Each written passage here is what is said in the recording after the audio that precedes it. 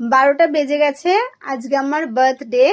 তো আমি আজকে সারাদিন ছিলাম না, আমি তখন ফিরেছি রাত্রি 10:30টার সময়। আর এসে দেখছি মেয়ে ঘরেতে দরজা বন্ধ করে কি সব করছে।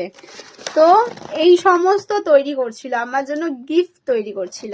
তো চলো আজকে এই গিফটটা মানে কি এখন এই গিফটটা খুলে দেখি যে কি কি আছে। চলো কাছিটা নি।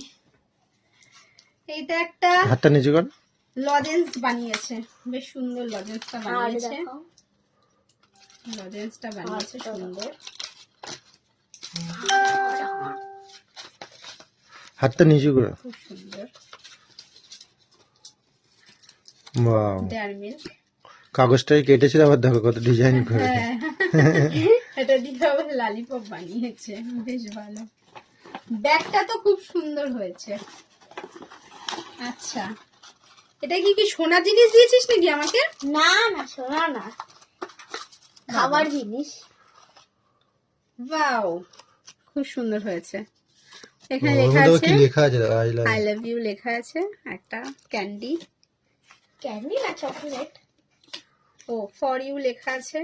আর কি এইখানে আর একটা চকলেট রয়েছে। এটা ওই ক্যান্ডির সঙ্গে ছিল, মনে হয় বার হয়ে গেছে।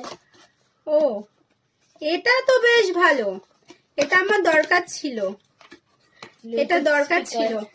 এটা কিন্তু সোনু নিজের পয়সায় কিনেছে। এটা দরকার ছিল, এই স্পিকারটা দরকার ছিল, নাচের মানে প্র্যাকটিস করতে গিয়ে খুব প্রবলেম হচ্ছিল, এটা খুব দরকার ছিল। তো এই হলো আমার সোনুর গিফট। মানে সারা দিনের পরে এই রাত্রিবেলা এসে পেয়ে ভীষণই ভালো লাগছে। তো চলো টাটা।